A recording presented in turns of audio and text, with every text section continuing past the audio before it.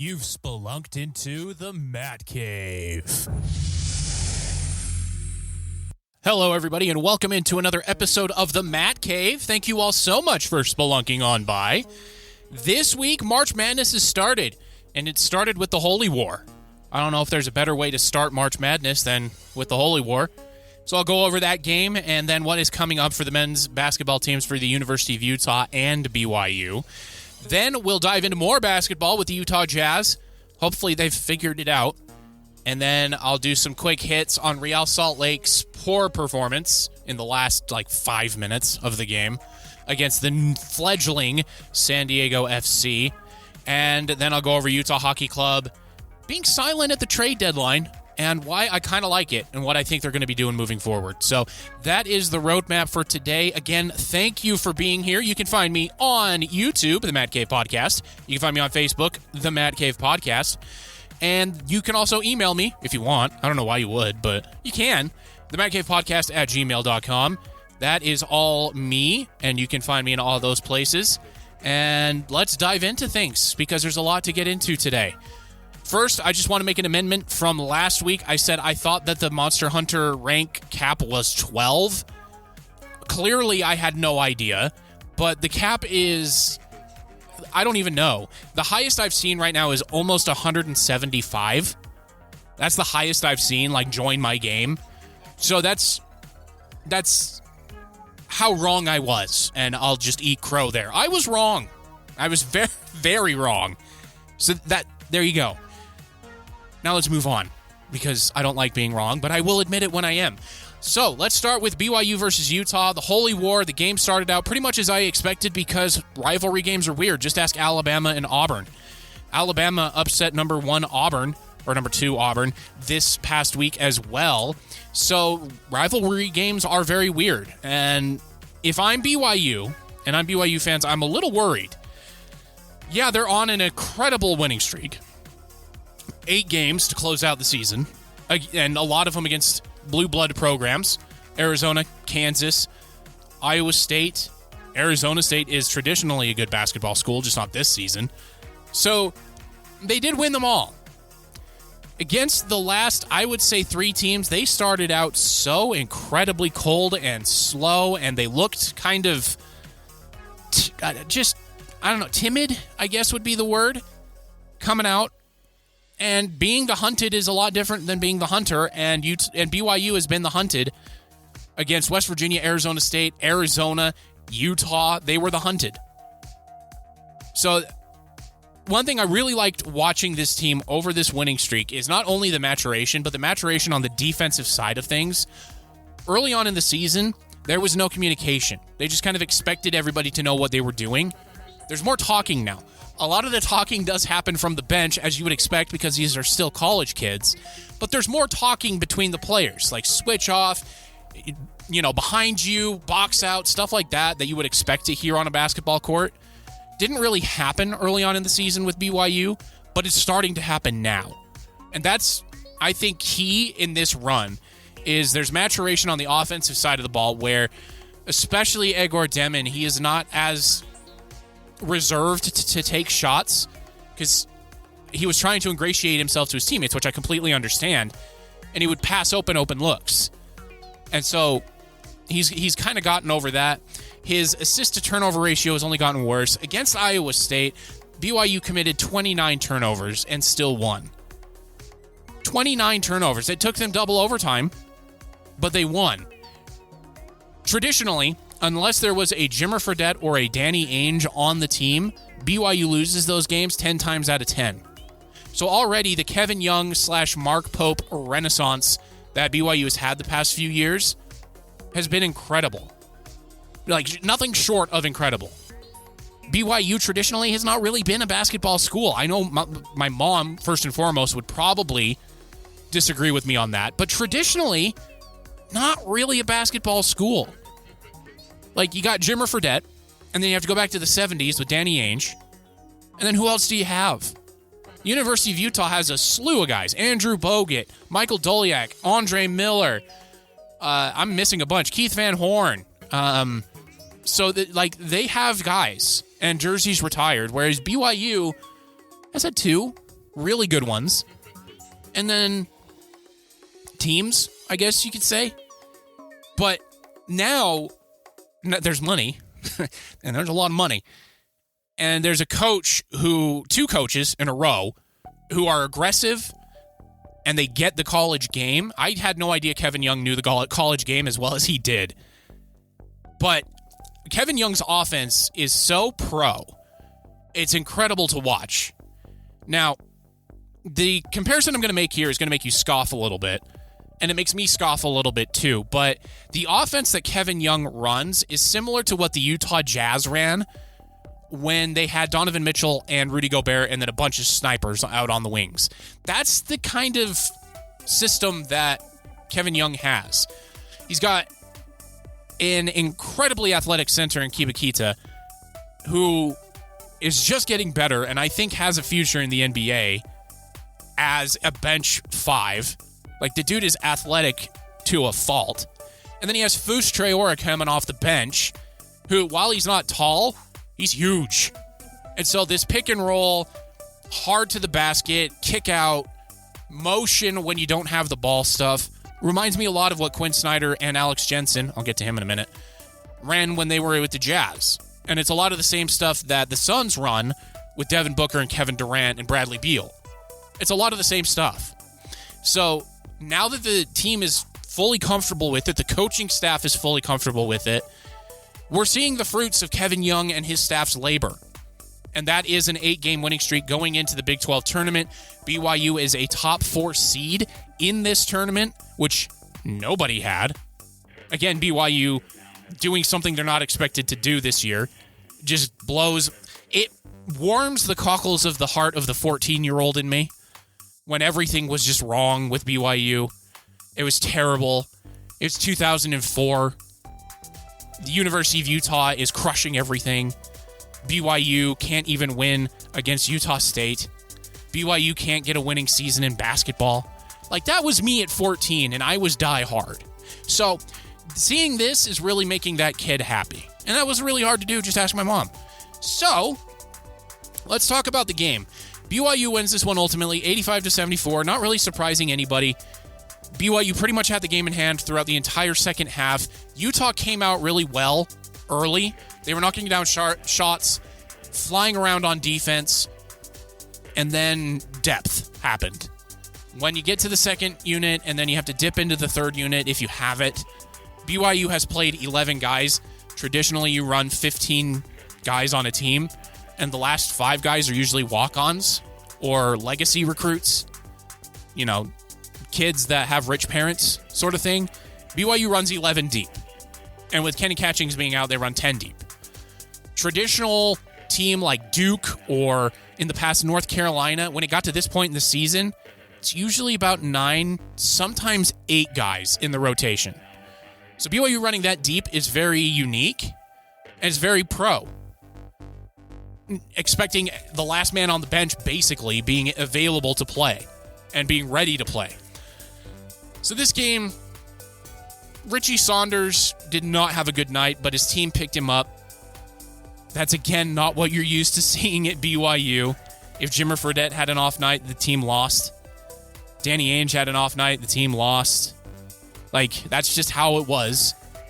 But now it's more of a team-centric squad and not, we have this guy, do everything possible to get him going. It's been very nice. So BYU, top 4 seed in the Big 12 tournament. That means they get a double bye. So they get the first 2 games off, like teams like Houston and Iowa State. That's pretty cool. And actually, it's not even Iowa State. If we look at the bracket, BYU is a 4 seed. Houston is the 1 seed. Texas Tech is the 2 seed. And Arizona is the 3 seed based off of weird tiebreakers. And that's really cool. Just remember what I said at the beginning of the season, where I didn't see an avenue of BYU really being a top 5 or 6 or even half of the league.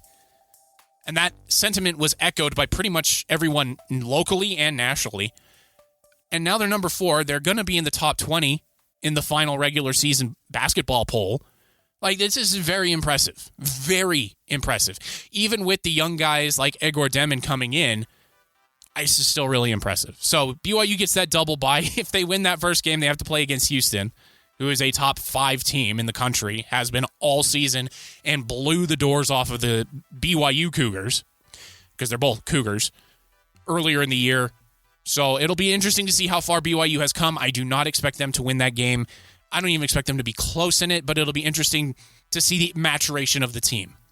If BYU is hitting threes in that game, well, something could happen. So great season. And I said this about the football team too. No matter what happens in the postseason, it was a great year. Above and beyond anything anybody outside of that locker room expected, and a humongous building block for the future. So props to Kevin Young and his staff for everything they've done. And even if they lose out the rest of this season, they lose their last 2 games, it was still a magnificently successful season. Flip side, let's go to Utah. The end of the year was not kind to the Utes, losing 4 out of 5 games, firing their coach with 3 games to go. A coach that I think should have stayed around, but that's neither here nor there. But they got a home run hire. They got Alex Jensen. And for those of you who are too young to remember, Alex Jensen was a key cog in the team that went to the national championship game in 1998. Lost against my North Carolina Tar Heels. I've been rooting for them since I was like 4 years old. When I found out Michael Jordan went to North Carolina, I was a North Carolina fan. That's how it worked for me. But Anton Jameson and Vince Carter, they lost to them. I was devastated, though. I wanted Utah to win. When in my basement, I was Andre Miller throwing up lobs to Michael Doliak, kicking it out to Keith Van Horn. I was Andre Miller. I was not Anton Jameson or Vince Carter. So I was rooting for the Utes when I was like 8 years old.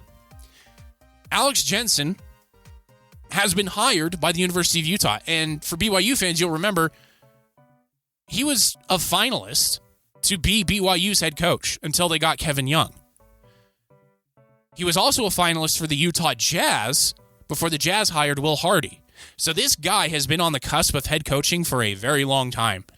And he's coached guys like Donovan Mitchell, Luka Doncic, Kyrie Irving. So he's got pull when it comes to recruiting as well, just like Kevin Young does, because Kevin Young coached Chris Paul, Devin Booker, Kevin Durant. So both of these guys have coached, well, I don't know, I don't want to say future Hall of Famers when it comes to like Donovan Mitchell. Luka Doncic is still too young. But Kyrie Irving, pretty much a lock for the Hall. And obviously Kevin Durant and Chris Paul are locks. But anyway, I'm getting off track here. Alex Jensen is a home run hire. The BYU fan in me, if we can go back to that from earlier, died a little inside when I saw that, because that person wants to keep Utah down in any way possible. The adult Matt loves this hire because there's going to be a lot to talk about, because Utah is going to be on the rise. They are doing what BYU did this past offseason. BYU kind of gave not necessarily a blueprint, but an outline on how to have success in college basketball now, which is hire a coach that has the pro pedigree of coaching high-performing players in the NBA, not just coaching in the NBA. Like Alex Jensen and Kevin Young did not coach the Wizards. They didn't coach the Nets. They coached the Jazz, in Alex Jensen's case, when the Jazz were a top team in the West. Kevin Young coached the Phoenix Suns when they went to the NBA Finals. So these guys have pull. And the donors, boosters, rich, deep pocket people at both schools are now willing to pony up a little bit. I've seen more about BYU ponying up just because they've had the success with AJ DeBansa coming in next year. But Utah's not going to be too far behind, I don't think. The Utes haven't been very good at basketball since Rick Majerus left. But I remember when Rick Majerus was there, and Utah basketball was the thing. It was the show. The Huntsman Center didn't have to have tarps on seats. They filled it out, and it was loud. I remember that. So that's where they want to get back to, and I think Alex Jensen is the guy to do it. Like, I'm very excited, both from a fan perspective of Utah sports, as well as somebody who covers it, this is going to be a good story. There's going to be stuff to talk about here. He's going to get good transfers to start, and then he's going to be able to recruit the talent that pretty much all of us here in the state of Utah know University of Utah can draw when it comes to basketball. There's already rumors of Andre Miller, quite possibly the greatest guard in University of Utah history, coming on as a lead assistant for Alex Jensen. If he gets that, look out, BYU. Utah is going to be a competitor for you in recruiting like they haven't been for a while. So this is good. As for the next game for the Utes before Alex Jensen takes over, they have a very winnable game. They did lose against Central Florida after they beat Arizona State, but this team now has been together a little bit. They've been through it. I think they could pull off a win. Central Florida is 14th out of 16 teams for a reason. So Utah has a chance to win there. And then they go against Kansas, who a lot of teams have proven is not invincible. So there is an avenue for Utah to get a couple of wins here to close out the season before they ultimately lose to an Arizona or a Texas Tech. So there is a little hope, Utah fans, for these last games here. Maybe a run in the Big 12 tournament. Who knows? All right, so from the good news of everything, Alex Jensen going back to Utah, Kevin Young doing an amazing job season 1 with BYU. Let's go to the Utah Jazz. Actually, let's talk about the Utah State Aggies. So the Utah State Aggies, while they didn't win the Mountain West regular season crown, they finished 25-6 and only 2 games back of New Mexico. Now, they closed out the season in rough fashion, going 3-3 in their last 6, losing against New Mexico and Boise State and Colorado State. Losing to Boise is not a good look, but they did crush Air Force, who's never been good at basketball, but they did crush them, 87-47, close out the year on senior night. The stats aren't kind to Utah State either. They're not the greatest shooting team in the world. They are decent defensively, so they allow about 70 points a game, and they do score a lot. They're almost top 25 at 81.5 in the country. Their rebounding is terrible. Utah State cannot rebound to save their lives. They average 34.3 per game, which, by the way, is tied for 271st in the country. Yikes. So if Utah State's not hitting their shots, they're not winning the game, which I think is a very Yogi Berra thing of me to say. Well, we didn't hit our shots, we're not winning the game. Obviously. But there is, as BYU's shown against a couple of teams closing out the year, if you miss shots, it's not the end of the world because you get offensive rebounds, you get fouls, you go to the free throw line. There's other avenues to give yourself a chance to win. Utah State doesn't really do that. So Utah State, going into the Mountain West Conference Tournament, is a 3 seed. I think they can win it. They're a lock for March. And I know I haven't really been talking about them, which, my bad. They have been the second best team in the state. And for the first part of the season, they were the best team in the state.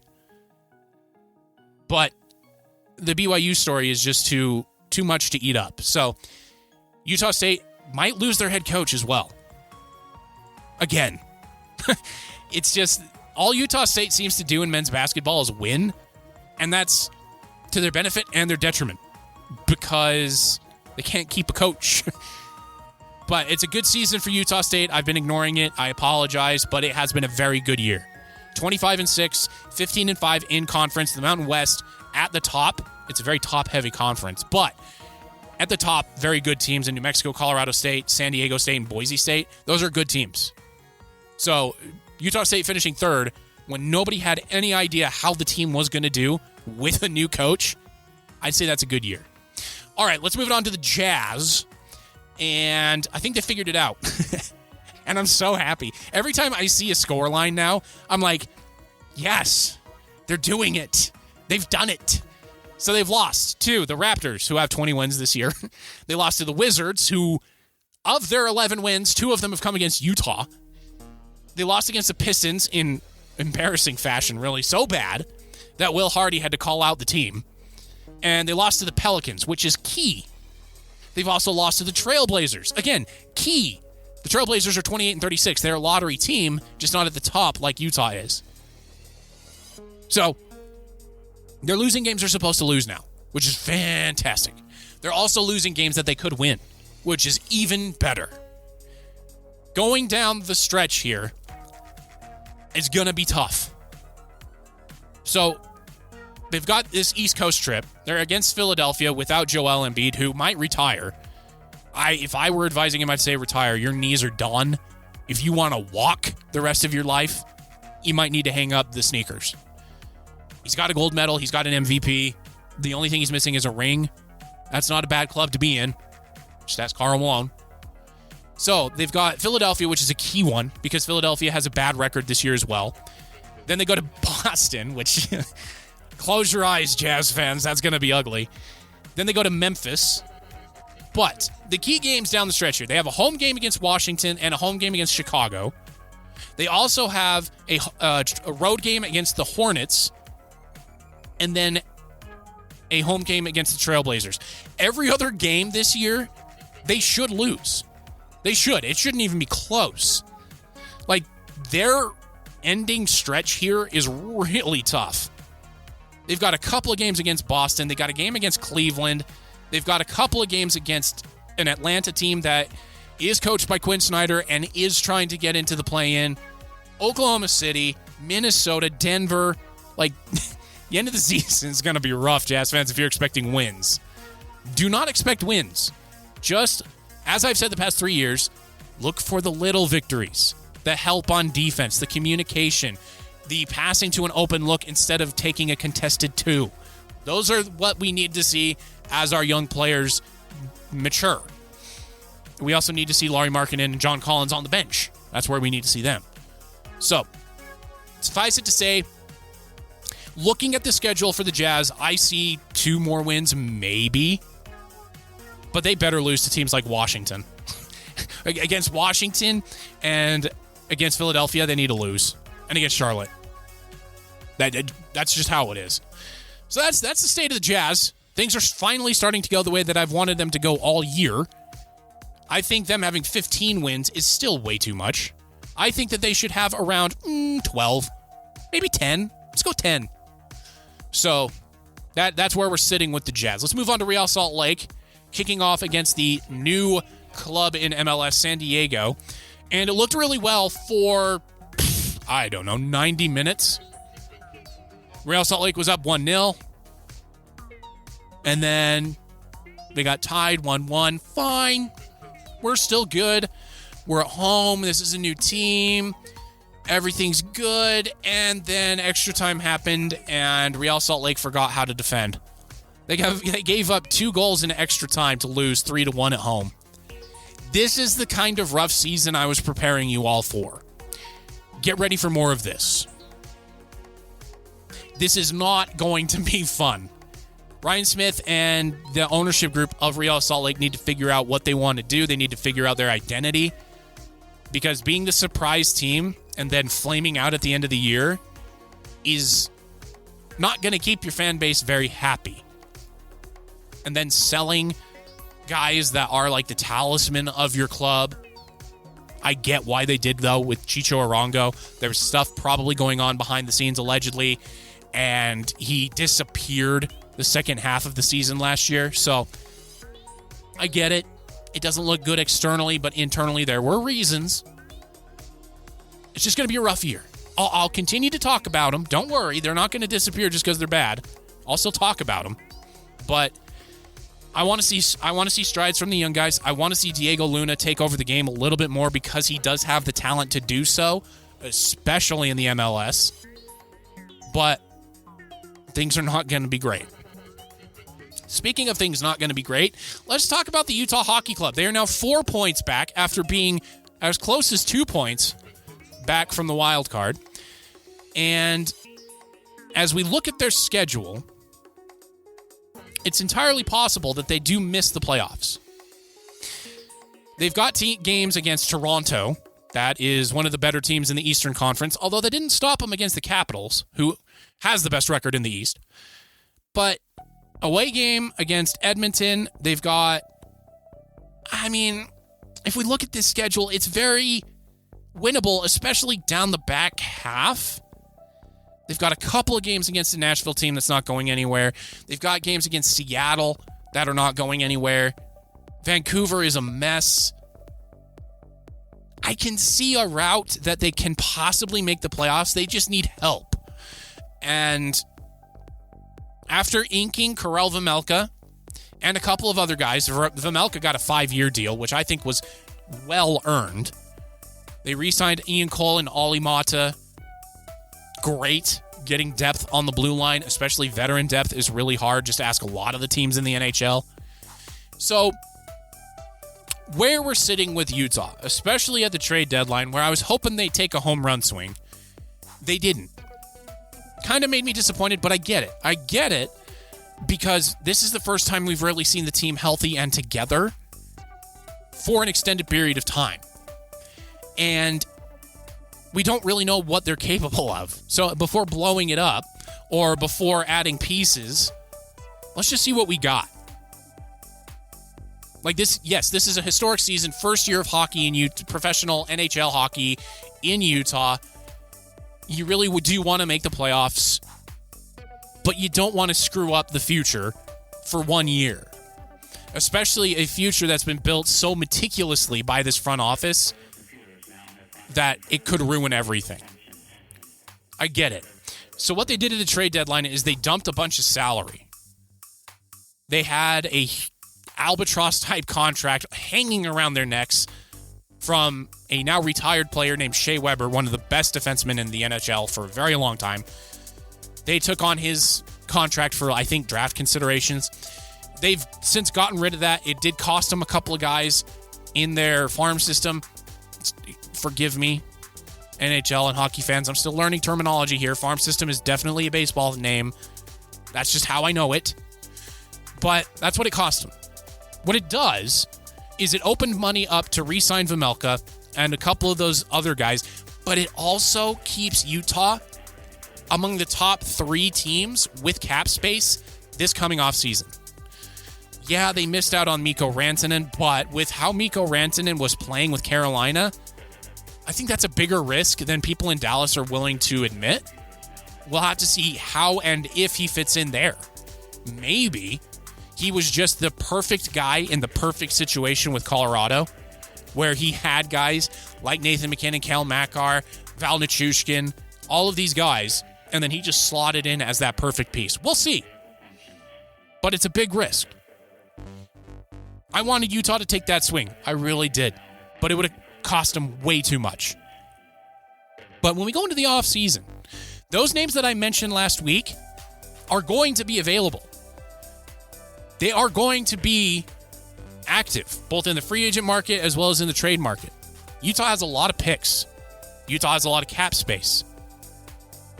There's some very exciting things that could come down the pipe when we hit the offseason. So the rest of the year is going to be exciting. Do not get me wrong. Utah is still in the thick of it. They are fading a little bit, but those other teams are surging. So, you know, everything will come back to the middle. Law of averages will even things out.